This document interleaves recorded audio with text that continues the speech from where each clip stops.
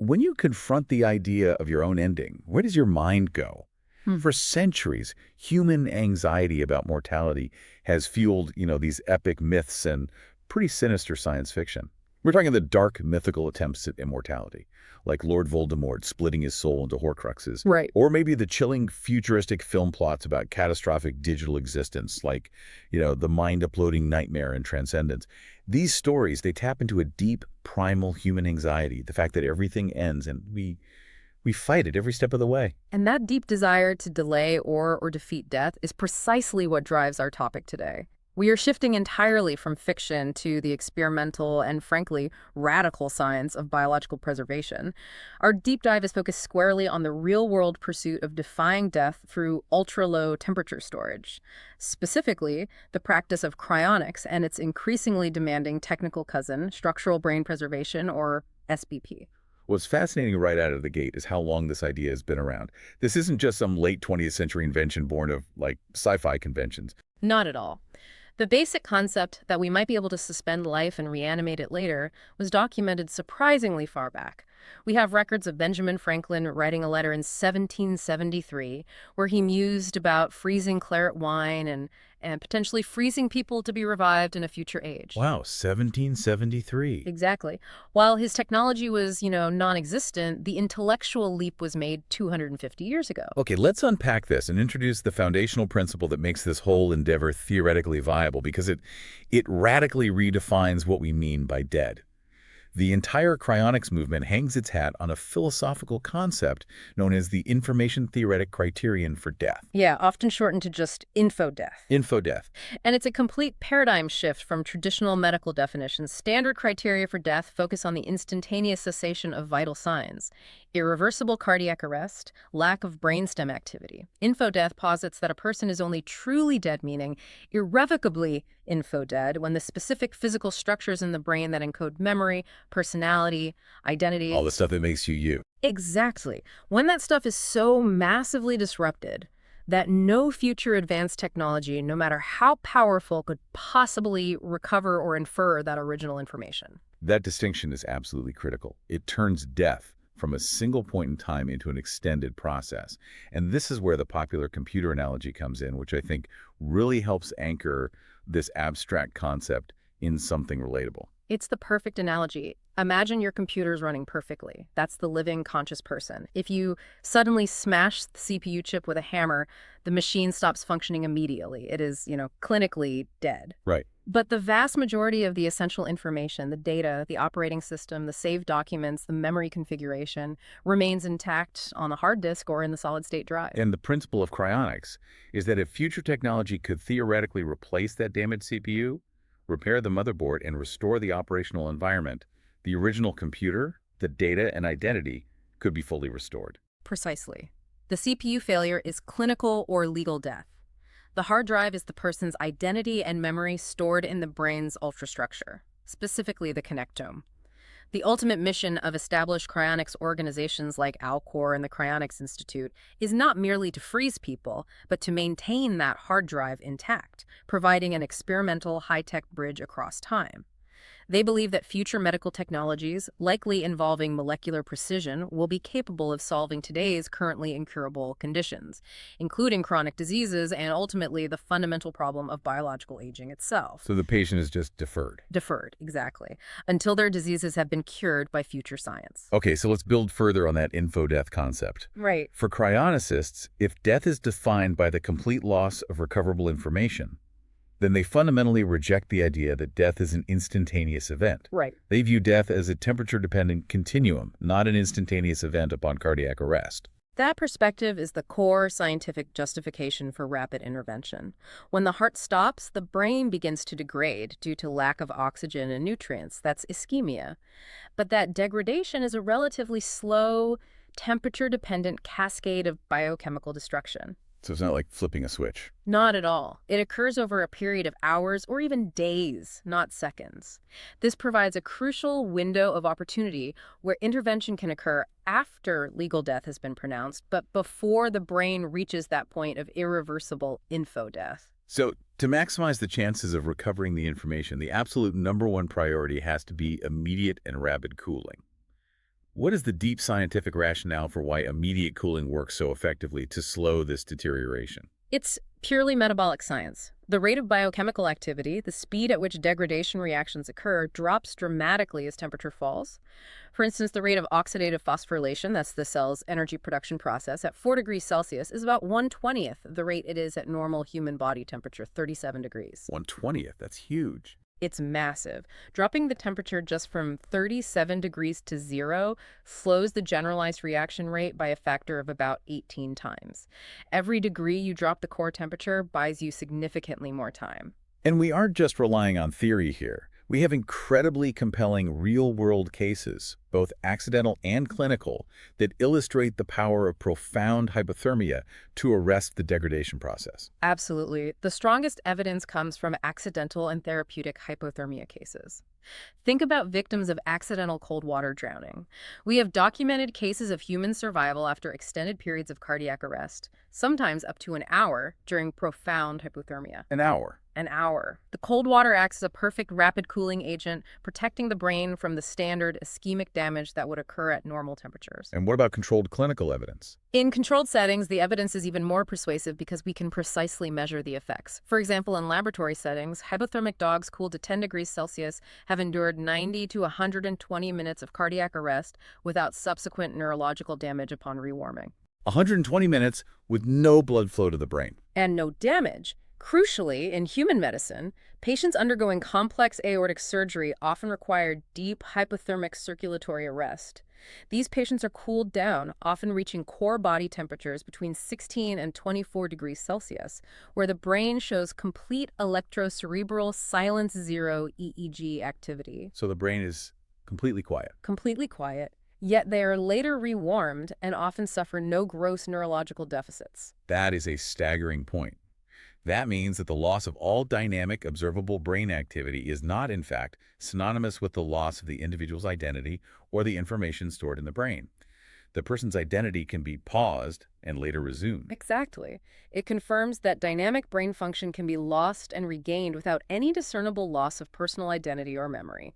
The goal is to maximize the speed of that pause. So if this is the immediate scientific rationale, what does that critical, rapid response look like in practice following the pronouncement of legal death? They call this the stabilization phase, right? That's right. And the initial field stabilization is ruthless in its focus on speed. Following pronouncement of legal death, the procedure begins immediately. First, the subject is moved into a container with circulating ice water. Circulating, that's the key. Circulating water is vital because it maximizes the rate of heat transfer. Cooling is far more rapid in flowing water than in still water or air.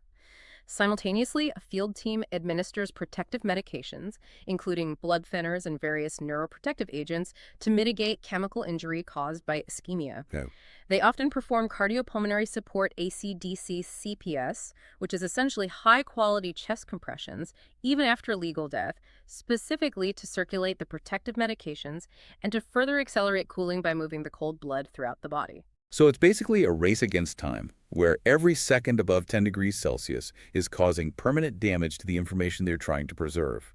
Once they're cooled sufficiently, they move into the complex philosophical territory. Even if we achieve perfect physical preservation, the question remains, is the person who wakes up centuries from now the same person who was preserved? Let's dive into the perennial philosophical challenge of identity. This challenge is inescapable, but the response of cryonic proponents aligns strongly with the psychological criterion of personal identity. This theory holds that personal identity, the you-ness, resides not in the physical body as a whole, but specifically in the information structure of the brain. So as long as the memories are there? As long as psychological continuity is preserved, memories, personality, values, then identity is maintained. To make this less abstract, we need that classic illustration, the brain swap. The go-to thought experiment is Sidney Shoemaker's brain swap scenario. Imagine two individuals, Mr. Brown and Mr. Robinson, both needing intricate brain tumor surgery. Due to a hypothetical freak accident or a planned experiment, an assistant accidentally swaps their fully functional brains during the procedure. Okay. The person waking up in Mr. Robinson's body recognizes Mr. Brown's wife, recounts detailed personal history from Mr. Brown's life, and exhibits Mr. Brown's personality traits. Shoemaker argues that the person in Robinson's body is Brown, despite having a new physical shell. And the conclusion is powerful. The specific physical substrate, the body is expendable, provided the memory and personality structure, the brain is preserved. This is the direct justification for the practice of neuropreservation, right? Yeah. Preserving just the head. Exactly. The brain is the necessary and sufficient physical location for the preservation of the individual. Yeah. But the identity debate gets even more complex when we move into digital futurism, especially mind uploading, which doesn't rely on the physical structure at all, but rather on an informational copy. That's the threshold where the concept of identity breaks down for some people, and it leads us to the profound work of philosopher Derek Parfit. Right. Parfit argued that we are fundamentally misdirecting our concern. He suggested that strict numerical personal identity, the idea that the restored person must be exactly the same single continuous entity, is not actually what matters for survival. So that does, man. What matters, he proposed, is relation R, which is psychological connectedness and continuity. If the psychological contents, the memories, the personality, the intentional structures are preserved, even if the causal mechanism involves replication, reconstruction, or digital uploading, then the individual has survived in the most important sense. So why does he argue that this relational continuity, this relation R, is what's important, rather than strict identity? Because strict identity is often paradoxical. If we could make a perfect copy of you instantly, is that copy you? I don't know. Identity theory says no, but Parfit says the resulting copy has all the memories, hopes, and expectations you did. For cryonics, this is liberating. It allows proponents to emphasize that the preservation of that crucial information-content relation R is the goal, regardless of whether future technology needs to discard the original biological molecules and replace them atom by atom. Or even just reconstruct the consciousness digitally. Exactly. They are betting on continuity, not material sameness. Okay, we've established that cooling slows degradation. Now we move to the central technical nightmare, the preservation process itself. We need to get the tissue below native 130 degrees Celsius. But conventional freezing is, as you said, catastrophic. Let's really hammer home the scope of the ice problem. Unprotected freezing is destructive on multiple simultaneous fronts. When water transitions to ice, it expands volumetrically by about 9%. In a confined biological system like a cell or tissue, this expansion causes immediate, immense mechanical stress, tearing apart cell walls and tissue matrices. Right. Second, ice crystals are sharp. They form needle-like structures that physically lacerate cell membranes and disrupt the crucial nanometer-scale architecture of the connectome. But perhaps the most insidious damage is the effect freezing has on the cellular environment itself, even if the crystals aren't directly cutting anything. That's the third critical point, the concentration effect. As pure water freezes out into ice, the remaining unfrozen solution surrounding the cells becomes hyperconcentrated with salts and solutes. I see. This osmotic stress draws water violently out of the cells, causing severe dehydration and biochemical disruption, guaranteeing that the tissue cannot function again after thawing. This is why unprotected cryopreservation is simply a non-starter. So the central technical hurdle is finding a way to get the entire biological system, a whole human being, below the freezing point of water without the water actually crystallizing. The scientific solution is vitrification. Vitrification is the process of transforming the liquid water inside the cells into an amorphous solid, a glass, rather than crystalline ice. It's achieved by perfusing the body, replacing the blood, interstitial fluids, and cellular water with high concentrations of cryoprotectant solutions, CPAs, often described as medical-grade antifreeze. What are these CPAs actually doing inside the cells? They perform two essential functions. First, they are penetrating agents like dimethyl sulfoxide, DMSO, and glycerol, which diffuse into the cells, replacing a significant amount of the water, sometimes up to 60%. Okay, so they're pushing the water out. They are. This dehydration reduces the amount of water available to form ice. Second, these solutes fundamentally lower the freezing point of the remaining liquid, which is now a complex mixture of CPAs and residual water. And what state are they aiming for once the solution is in place? The goal is to chill the subject past what's called the glass transition temperature, which typically sits just below negative 120 degrees Celsius, often around negative 124. The glass transition temperature. And as the temperature drops, the solution becomes exponentially more viscous. Once below that point, the liquid becomes so astronomically viscous that molecular motion virtually stops.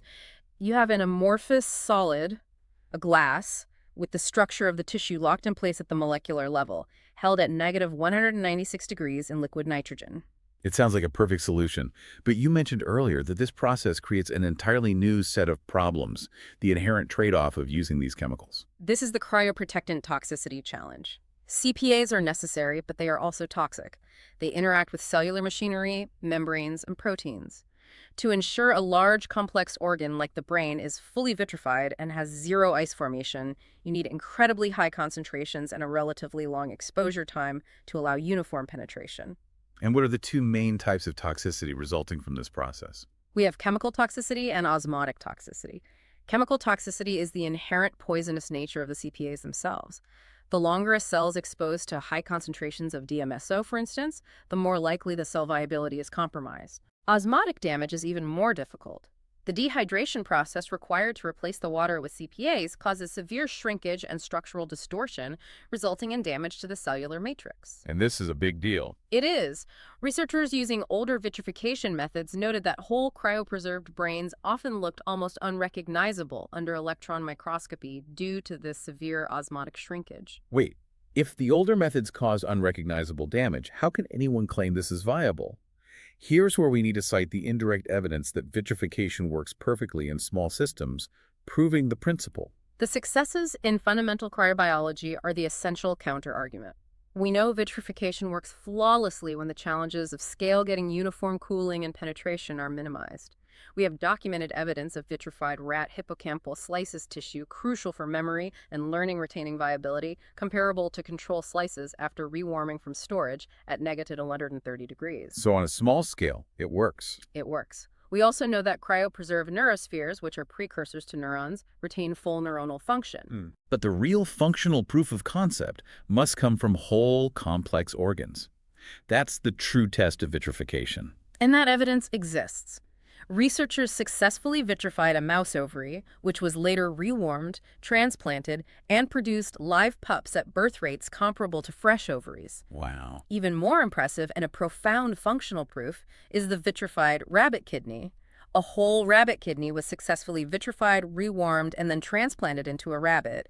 The cryopreserved kidney functioned well enough as the sole kidney to sustain that rabbit's life indefinitely. That is genuinely astonishing. Yeah. If a rewarmed, vitrified kidney can successfully maintain life-critical functions like producing urine and filtering blood, it fundamentally changes the argument. It suggests that complex biological systems, once rendered glassy, can be successfully brought back to life. It shifts the burden of proof.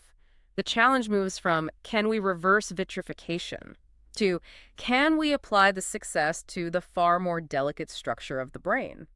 This sets the stage for the crucial distinction between traditional cryonics preservation and the next scientific leap, structural brain preservation, SBP. SBP sounds like a higher hurdle.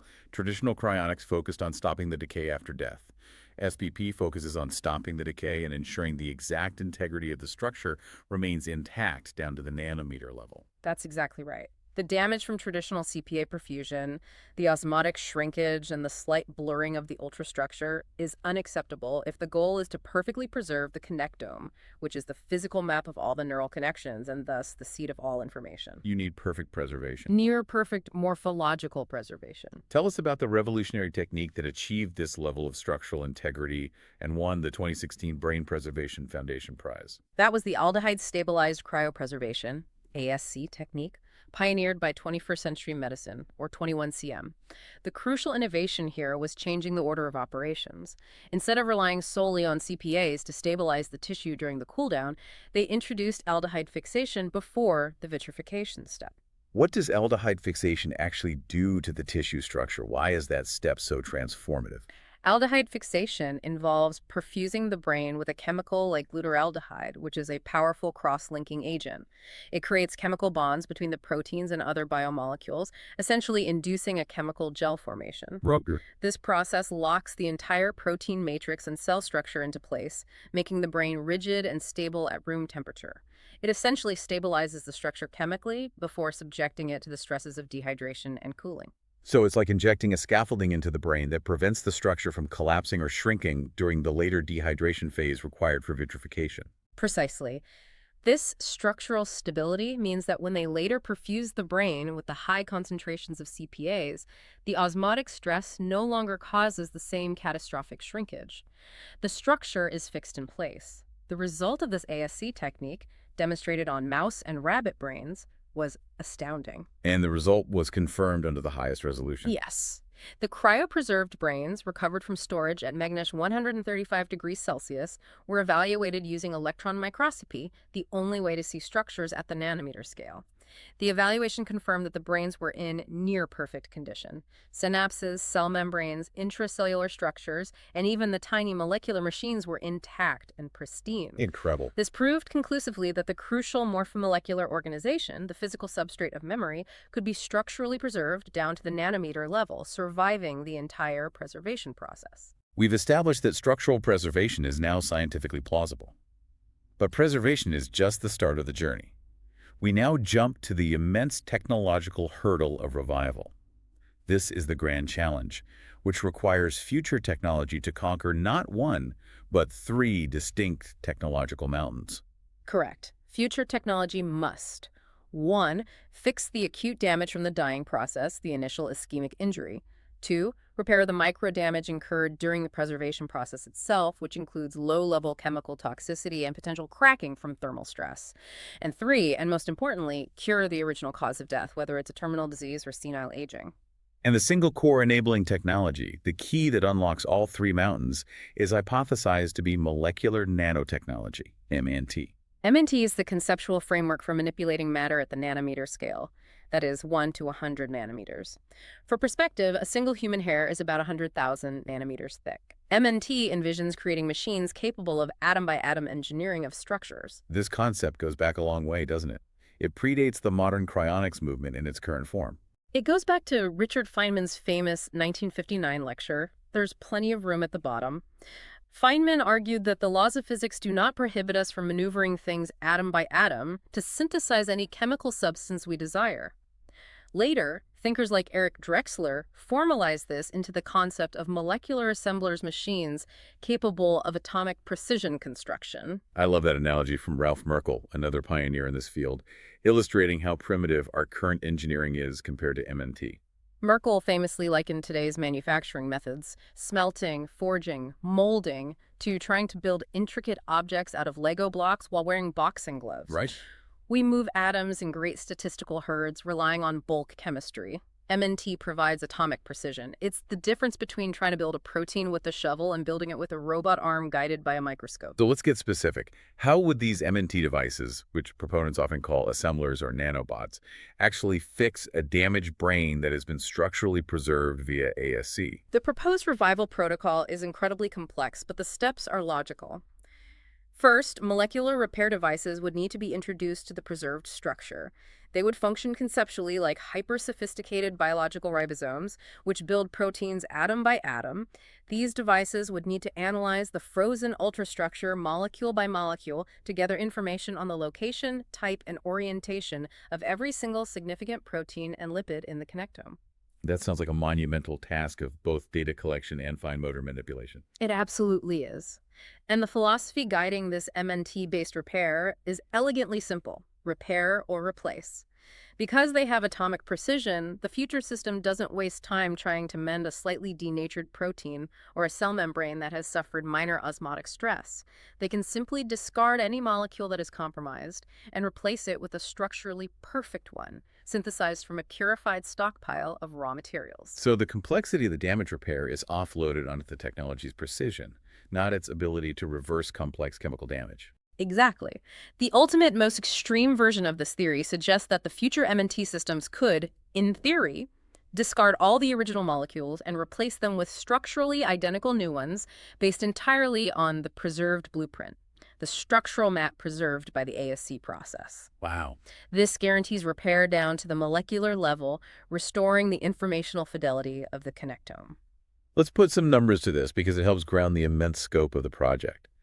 If the human consciousness is an arrangement of molecules, how much information are we talking about to hold a complete blueprint of a fully preserved human brain? This is where the numbers become mind-boggling. If we assume that every significant molecule in the brain, all the proteins, lipids, and neurotransmitters, needs its location and description encoded to rebuild the connectome, we are looking at an informational requirement of approximately 10 to the 25 bits of digital information. To help our listeners grasp that scale, how much physical space would that take up, assuming current or near-future storage technology? Even with projected future storage methods, using incredibly high-density molecular storage systems, that staggering amount of data, 10 to the 25 bits, would still occupy roughly 1 liter of physical space, perhaps stored on a high-density molecular tape or crystalline structure. And the computation required to process this, not just to store it, but to read that data, compare it to the original structure, manage the repair devices, and execute the atomic replacement sequences. The processing power required is even more ambitious. The computational requirements are estimated to potentially require around 10 to the 37 gate operations to fully repair and restore a single human brain over, say, a 3-year period. Which sounds literally astronomical. It is. It's far beyond anything we possess today, but proponents of MNT argue it is achievable. And what gives them that confidence, given that we are nowhere near that level of computational power today? The confidence comes from 2 areas: the relentless, exponential pace of technological improvement and the theoretical limits of computation.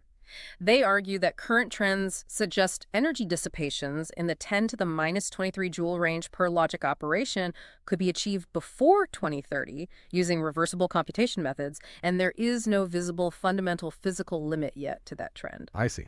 If computational efficiency continues to increase at this rate, 10 to the 37 operations may be a century away, but it is not physically impossible. Okay, assuming they succeed and the brain structure is perfectly repaired, when the patient is successfully rewarmed and restored, what does post-revival life look like?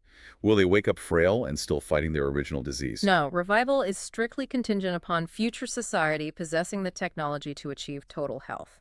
If they have the power to manipulate atoms precisely enough to repair a vitrified brain structure, they will certainly have the power to cure any associated disease, such as cancer or advanced heart disease, and likely reverse biological aging. So the patient would be restored to full physical and mental health. Yes, effectively starting life anew in a younger, healthier body, even if it is a reconstructed one. If future medicine couldn't restore full, youthful health, the patient would simply remain in liquid nitrogen until the technology improves further. Now let's discuss the inevitable alternative scenario. What if the physical restoration proves too difficult? Or perhaps the future is purely digital? That's the scenario of whole brain emulation, WBE, or Plan B. WBE is the proposed lifeboat if physical reanimation becomes non-viable. This involves digitally mapping the brain's complete ultrastructure, the connectome, at the molecular level using ultra-high-resolution scanning technology. That informational map is then reconstructed into a functioning artificial neural network in a digital or virtual environment. This would bypass the need for a physical body entirely. But this introduces a massive complexity, right? We're no longer talking about repairing the original physical substrate, but creating a conscious duplicate in software. Exactly. The technical hurdle here is the scanning resolution. To capture the full depth of the connectome, you need to map every neuron, every synapse, and potentially the state of every key molecule within that synapse. This requires scanning technology with sub-nanometer precision. So still MNT-level tech. Yes, and while proponents see this as inevitable given the MNT framework, it raises deep questions about the nature of existence and persistence. However, absent a total societal regression to a dystopia, any regulated civilized society that could achieve WBE would also ensure strong personal identity and autonomy protections for the newly revived individual, digital or otherwise. It's remarkable to see the scientific progress, especially the SPP verification. But cryonics remains a lightning rod. Right. Why does this practice continue to face such strong irrationality, ignorance, and hostility from the public and parts of the scientific community? Much of that resistance is rooted in history and moral psychology. Historically, the early pioneers in the 1960s and 70s were often underfunded, and procedures were rushed. Many preserved corpses were later thawed due to poor financing, inadequate procedures, or institutional failures. This created a profound, lasting stigma. So it got a bad name early on. It did. The mainstream scientific community had to rightly distance itself, creating an initial negative branding that has persisted for decades, regardless of the advancements made in the last 20 years. And the moral psychology angle? Why the knee-jerk reaction?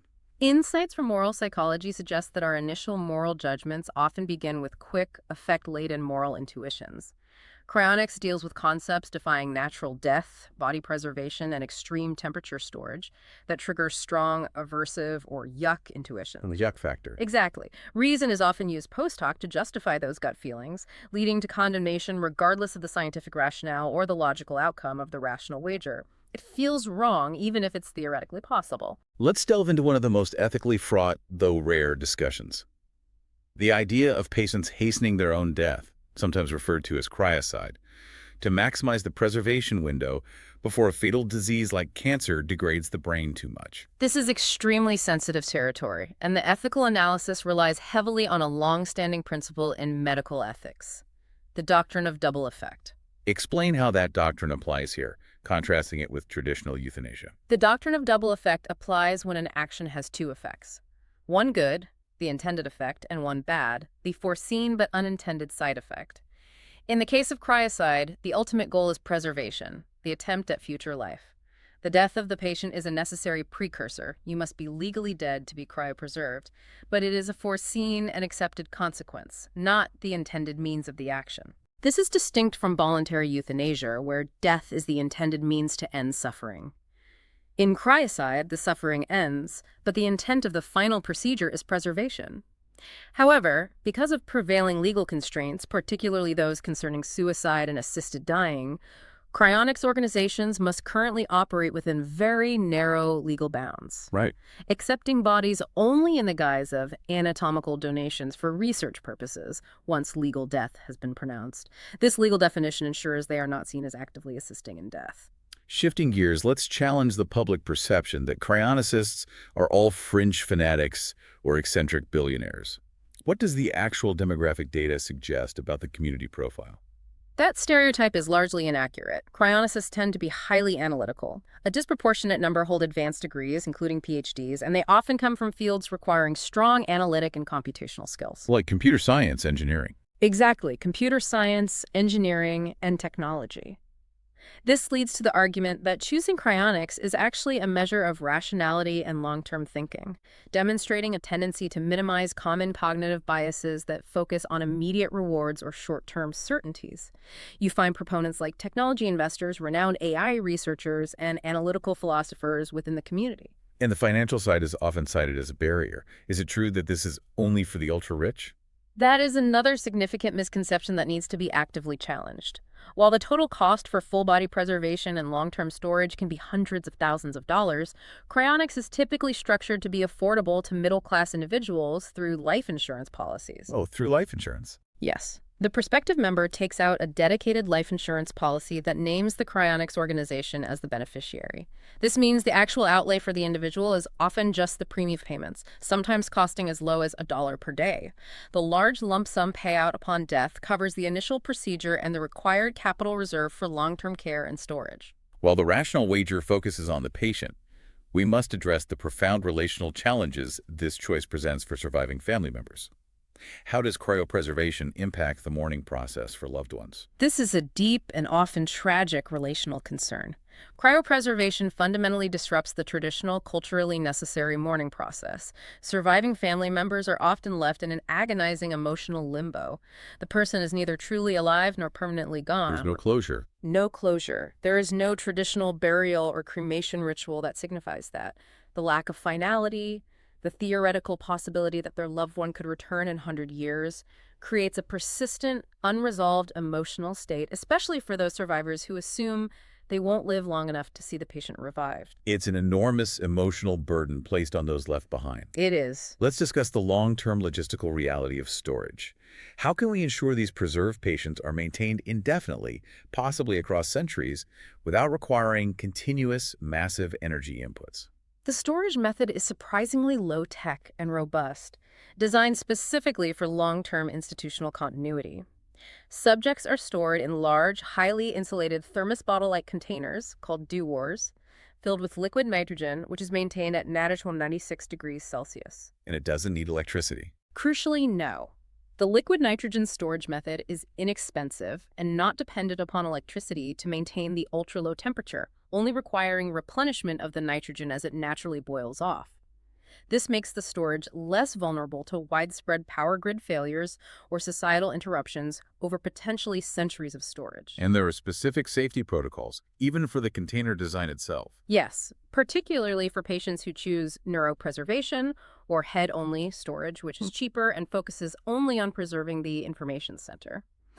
As a key safety safeguard, these heads are stored upside down. Upside down. Why? The logic is chillingly pragmatic. If the liquid nitrogen level were to drop due to a failure in replenishment, the head containing the vital information would be the last part of the subject to be exposed to rising temperatures, providing several months of protection before the critical glass transition temperature is reached. To bring us full circle, let's summarize the ultimate pragmatic case for cryonics, the rational wager that underpins this entire immense endeavor. The pragmatic case, when you strip of all the emotional baggage, is a stark calculation of probability versus certainty. When you compare cryonics to the alternatives, burial or cremation, the choice is between two outcomes. Burial or cremation leads to certain, irreversible death, info-death. Right. Game over. Game over. Opting for cryonics carries a non-negligible possibility of future revival, even if the chance is statistically slim today, based on the documented successes in structural preservation and the projection of molecular nanotechnology. From a purely survival perspective, choosing cryonics is argued to be the only rational choice, as multiplying any probability greater than zero by infinite potential future existence yields a higher expected utility than the certainty of zero. We've traveled from the 18th century musings of Benjamin Franklin, who dreamed of being woken up in a more advanced world, to the highly specific, verified techniques of structural brain preservation, where scientists have achieved near-perfect preservation of brain synapses down to the nanometer scale. The entire enterprise hinges on a long, ambitious chain of ifs, mainly centered on the eventual arrival of molecular nanotechnology to perform molecular repair and rejuvenation. Indeed, the revival timeline is completely open-ended. Proponents suggest it could be 10 years if MNT arrives quickly, 150 years, or perhaps 1,200 years. But as we discussed, for the vitrified patient, time itself is irrelevant, they are on pause. Revival requires two things to endure: continued technological advancement, and perhaps even more crucially, the sustained stability and ethical commitment of human civilization itself. And that leads to our final provocative thought for you to mull over. If the ultimate success of cryonics depends entirely on a future civilization being highly technologically advanced and morally stable, one that can regulate itself against dystopian outcomes like losing body autonomy or institutional collapse, and one that maintains institutional continuity and fidelity to centuries-old patient wishes, how does signing up for cryonics transform an individual's intensely personal decision into an enormous long-term political and ethical wager on the enduring quality and stability of humanity's future?